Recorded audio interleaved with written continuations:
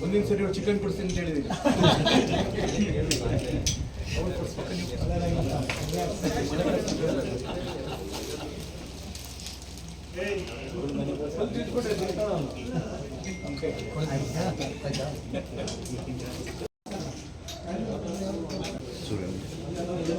ಅಂಶದಲ್ಲಿ 4ನೇ ಸ್ಥಾನ ಪಡೆದಂತ ಮಹೀಮ್ ಖಾನಂ ಅಫ್ರೀದಿ ಅವರಿದ್ದಾರೆ. ಒಂಚೂರು ನಿಂತ್ಕೊಂಡ್ಬಿಡಮ್ಮ, ಗೊತ್ತಾಗ್ಲಿಲ್ಲ ಯಾರೊಂದು ಗೊತ್ತಾಗ್ಬಿಟ್ಟು ಸ್ಟೇಟ್ ಫಿಗರ್ ಆಗ್ಬಿಡ್ಯಾಳ ಅವಳಿಗೆ. ನಿನ್ನೆ ಬಂದಂತ ಫಲಿತಾಂಶದಲ್ಲಿ ಪೇಸ್ ಕಾಲೇಜಿಗೆ ಒಂದು ಸುವರ್ಣ ದಿನ ನಿನ್ನೆ.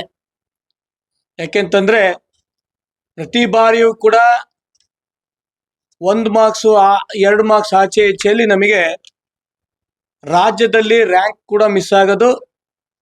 ಆದರೆ ನಿನ್ನೆ ಒಂದು ಜಿಲ್ಲೆಗೆ ಮೊದಲನೇ ಸ್ಥಾನದಲ್ಲಿ ನಾವು ನಿಂತಿದ್ದೀವಿ. ಕರ್ನಾಟಕ ರಾಜ್ಯದಲ್ಲಿ 4ನೇ ರ್ಯಾಂಕ್ ಅನ್ನು ಪಡೆದಿರ್ತಕ್ಕಂಥ ಕಾಲೇಜಿನ ಕೂಡ ನಮ್ದು ಅನ್ನೋದು ನಮ್ಮೆಲ್ಲರಿಗೂ ಕೂಡ ಹೆಮ್ಮೆಯ ವಿಚಾರವಾಗಿದೆ.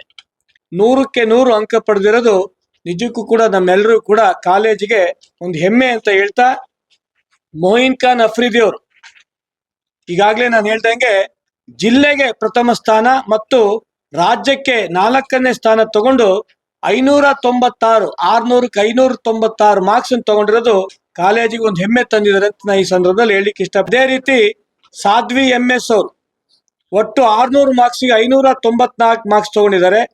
ಇಂಗ್ಲಿಷ್ನಲ್ಲಿ 97, ಸಂಸ್ಕೃತ 100ಕ್ಕೆ 100, ಭೌತಶಾಸ್ತ್ರ 99, ರಾಸಾಯನಿಕ ಶಾಸ್ತ್ರ 99, ಗಣಿತಶಾಸ್ತ್ರ 99, ಕಂಪ್ಯೂಟರ್ ಸೈನ್ಸ್ 100ಕ್ಕೆ 100.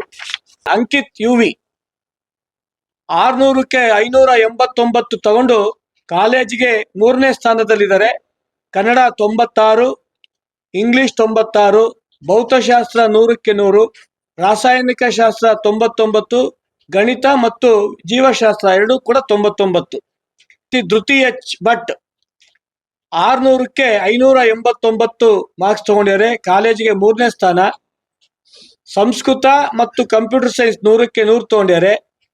ಇಂಗ್ಲಿಷ್ 95, ಭೌತಶಾಸ್ತ್ರ ಮತ್ತು ಗಣಿತ ಶಾಸ್ತ್ರ 99, ರಾಸಾಯನಿಕ ಶಾಸ್ತ್ರ 96.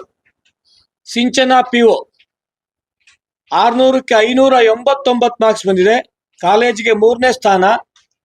ಸಂಸ್ಕೃತದಲ್ಲಿ 100ಕ್ಕೆ 100 ತೆಗೆದಿದ್ದಾರೆ. ಇಂಗ್ಲಿಷು 98, ಭೌತಶಾಸ್ತ್ರ 96, ರಾಸಾಯನಿಕ ಶಾಸ್ತ್ರ 97, ಗಣಿತ ಮತ್ತು ಜೀವಶಾಸ್ತ್ರದಲ್ಲಿ 99 ಮಾರ್ಕ್ಸ್ ತೆಗೆದಿದ್ದಾರೆ. ವಿಶೇಷವಾಗಿ ಈ ಬಾರಿಯ ಪೇಸ್ ಕಾಲೇಜಿನ ಫಲಿತಾಂಶ ಇಡೀ ಆಡಳಿತ ಮಂಡಳಿಗೆ ತುಂಬಾ ನಮ್ಮೆಲ್ಲರೂ ಕೂಡ ತುಂಬಾ ಹೆಮ್ಮೆ ತರ್ತಕ್ಕಂಥ ವಿಚಾರವಾಗಿದೆ.